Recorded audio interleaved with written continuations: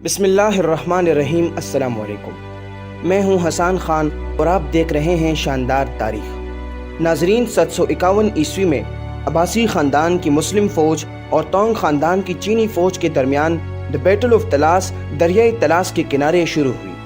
یہ جنگ 4 دن تک لڑی گئی اور جنگ کے پہلے 3 دنوں میں دونوں فوجیں یکساں طور پر لڑی، مگر اس دوران چینی فوج مسلمانوں پر طاقت حاصل کرتے دکھائی دے رہی تھی۔ پھر جنگ کے چوتھے روز ایک ایسا واقعہ پیش آیا جس نے جنگ کا رخ ہی بدل دیا۔ وہ اہم واقعہ کیا تھا؟ اس جنگ میں کارلک ترکوں نے عباسی فوج کے بجائے چینی فوجیوں کا ساتھ کیوں دیا؟ اس جنگ میں مسلمانوں کے ہاتھوں میں چینیوں کا وہ راز بھی لگا جس کی وہ سالوں سے حفاظت کر رہے تھے۔ یہ اہم راز کیا تھا اور یہ مسلمانوں کے ہاتھ کیسے لگا؟ انہی تمام حقائق پر اسی ویڈیو میں بات کر رہے ہیں، تو ویڈیو کو مکمل طور پر دیکھیں، اور اگر ابھی تک چینل کو سبسکرائب نہیں کیا تو چینل کو سبسکرائب کر کے گھنٹی کے بٹن کو دبائیں تاکہ تاریخ پر مبنی معمولی اور غیر معمولی حقائق سے آپ کو بر وقت آگاہ کیا جا سکے۔ 618 عیسوی میں تونگ خاندان چین میں برسر اقتدار آیا۔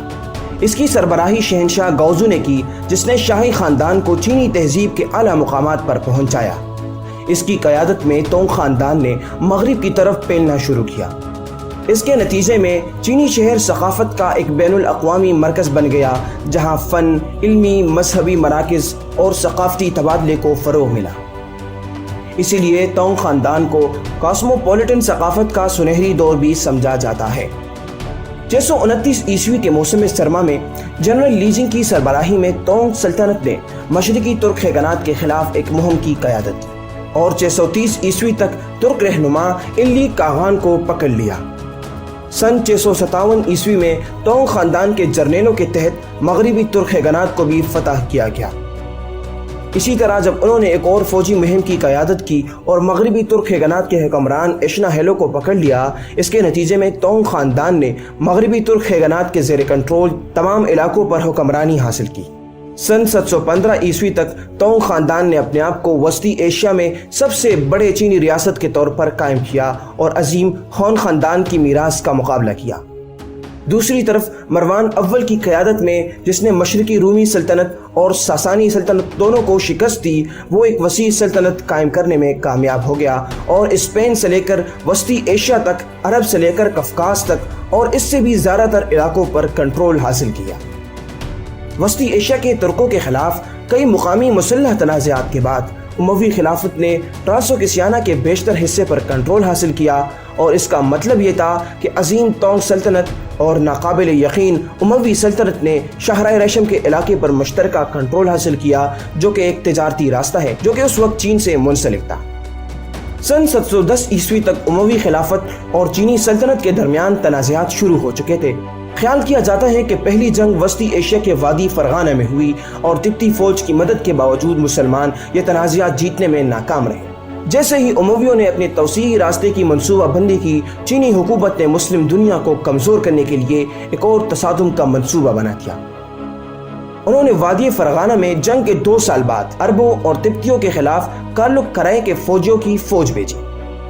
کارلک قبائل ایک خانہ بدوش ترک آبادی تھی جو عظیم میدانوں میں رہتے تھے، اور انہیں تونگ سلطنت میں بہترین کرائے کے فوجی بھی سمجھا جاتا تھا۔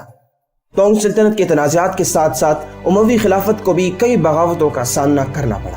ان میں سے بہت سے ناکام رہے، تاہم ابو العباس صفا کی قیادت میں 750 عیسوی میں اموی خلیفہ مروان دوم کے خلاف بغاوت عظیم اموی خلافت کی شکست کا باعث بنی۔ آخری اموی خلافت کے خاتمے کے بعد ابو العباس صفا عباسی سلطنت کے پہلے خلیفہ بنے اور کوفہ کی عظیم مسجد میں اس کا اعلان کیا گیا۔ اس نے بغداد شہر سے حکومت کی، جو اس کے اقتدار میں پوری دنیا میں تجارت اور ثقافت کا مرکز بن گیا۔ اس وقت گلگت شہر تبتی سلطنت کا اتحادی تھا، جو بدلے میں عباسی خلافت کا حلیف تھا۔ چینی فوج کے کمانڈر گاؤ نے گلگت پر فتح حاصل کی اور اس علاقے کا گورنر بن گیا۔ اس کی قیادت میں بہت سی چھوٹی چھوٹی سلطنتوں کو قصبہ جات بننے پر مجبور کیا گیا، یعنی وہ اس کے حکم کے ماتحت بن گئے۔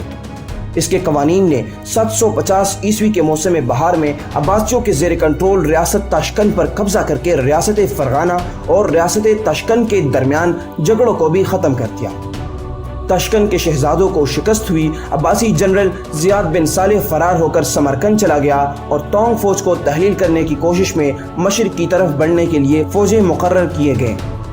دوسری طرف تونگ جنرل گاؤں آہستہ آہستہ کارلوک ترکوں کو فرغانہ میں فوج بنانے کے لیے بھرتی کر رہا تھا۔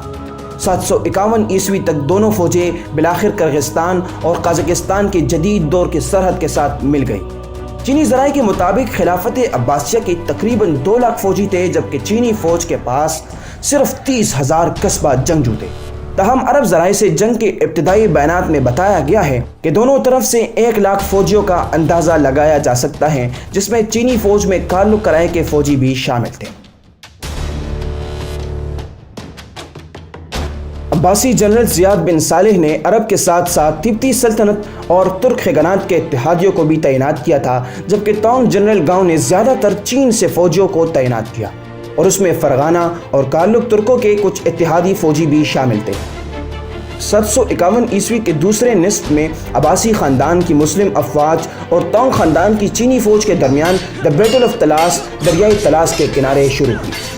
جنگ کے پہلے 3 دن تقریباً یکساں طور پر لڑے گئے، جب چینی فوج کی فرنٹ لائن تیر اندازوں نے مسلم افواج پر طاقت حاصل کی اور ان کے میزائل یونٹوں کو بہت زیادہ نقصان پہنچایا۔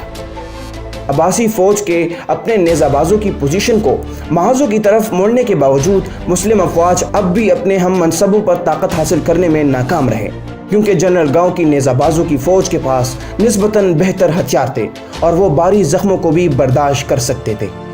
اسی دوران عباسی جنرل زیاد بن صالح نے اپنی بھاری گھڑ سوار فوج کو چینیوں کی طرف سے ہلکی فوجوں پر حملہ کرنے کے لیے مقرر کیا، جس سے شاید اس کے فرنٹ لائن فوجیوں پر کوئی دباؤ کم نہیں ہوا، لیکن زیاد بن صالح کے جنرل گاؤں کے ہلکے کالم پر حملہ کرنے کے فیصلے کا مطلب یہ تھا کہ جنرل گاؤں کو اپنے ذخائر سے کئی فوجیوں کو وہاں تعینات کرنا پڑے، اور یہ منصوبہ کام بھی کر گیا اور اسی طرح چینی طاقت کو کمزور کر دیا گیا۔ یہاں سے لڑائی کا ایک دلچسپ حصہ شروع ہوتا ہے۔ ابتدا میں ہم بتا چکے ہیں کہ کارلوک ترکوں کو ابتدائی طور پر تونگ فوج کی مدد کے لیے جمع کیا گیا تھا، لیکن جنگ کے 4تھے دن انہوں نے چینیوں کو دھوکہ دیا اور ان کی پیادہ فوج پر پشتوں سے حملہ کر دیا۔ چینیوں پر کارلوک کے حملے کے اچانک جھٹکے نے مسلم افواج کو اپنے دشمنوں پر سامنے سے حملے کرنے کا موقع دیا اور انہوں نے ان کے خلاف حملے شروع کر دیے، یہاں تک کہ جنرل گاؤں کو شکست تسلیم کرنے پر مجبور کر دیا گیا۔ اس جنگ میں تونگ آرمی نے اپنے تقریباً 30,000 فوجیوں کو کھو دیا، جبکہ عباسیوں کا اندازہ 10 سے 20,000 ہلاکتوں کا تھا۔ جنرل گاؤں فرار ہونے میں کامیاب ہو گیا اور اپنے تونگ فوجیوں کے کم از کم 200 فوجیوں کو اپنے ساتھ لے گیا۔ مسلم عربوں کے پھیلاؤ کو کنٹرول کرنے کے لیے تونگ چینیوں نے باقاعدگی سے دریائے طلاس کے کنارے فوجیں بھیجی، جنہیں 755 عیسوی میں ایک زبردست بغاوت کی وجہ سے سینٹرل ایشیا میں اپنے مراکز کی طرف پیچھے ہٹنا پڑا۔ ناظرین، دی بیٹل آف طلاس کے نتائج یہاں ختم نہیں ہوتے۔ تونگ چینیوں کے شکست نے تونگ سلطنت کے مغرب کی طرف پھیلاؤ کا خاتمہ کر دیا اور اس خطے میں بدھ مت کے اثر میں کمی دیکھنے میں آئی۔ جنگ کے دوسرے کنارے پر عباسی خلیفہ کے مسلمان عربوں کی فتح کے نتیجے میں وہ 400 سال تک ٹرانسو کے سیانہ پر کنٹرول حاصل کر گئے۔ چونکہ یہ ریاست شاہراہ ریشم پر واقع تھی، یہ تجارت اور اقتصادیات کے لحاظ سے مسلم عربوں کے لیے ناقابل یقین حد تک فائدہ مند ثابت ہوئی۔ اس وقت تک چین کے لوگ کاغذ سازی کے فن کی حفاظت کر رہے تھے، اسی لیے یہ مسلم یا مغربی دنیا تک پہنچ کر انہیں فائدہ نہیں پہنچا سکتا تھا۔ لیکن طلاس کی جنگ کے بعد چینی فوج کے کئی دستے قید ہوئے اور ان کے ذریعے کاغذ بنانے والی ٹیکنالوجی مسلم عربوں کے ساتھ ساتھ مشرقی وسطی اور یورپ تک پھیل گئی۔ جنگ کے بعد ترکوں نے بھی اسلام کو اپنانا شروع کر دیا، جس کی وجہ سے صلیبی جنگیں شروع ہوئی۔ مشرقی وسطی میں سلجوقوں کی فتح، بازنطین کے زوال اور بالآخر سلطنت عثمانیہ کا عروج اسی لیے ہوا۔ ناظرین، یہ ویڈیو اگر آپ کو پسند آئی ہے تو اس کو لائک کر کے کمنٹ سیکشن میں اپنے رائے کا اظہار ضرور کیجیے گا۔ مزید ایسی ویڈیو کے لیے ہمارے چینل کا وزٹ کریں، جہاں آپ کو تاریخ سے جڑی ایسی بے شمار ویڈیو دیکھنے کو ملے گی۔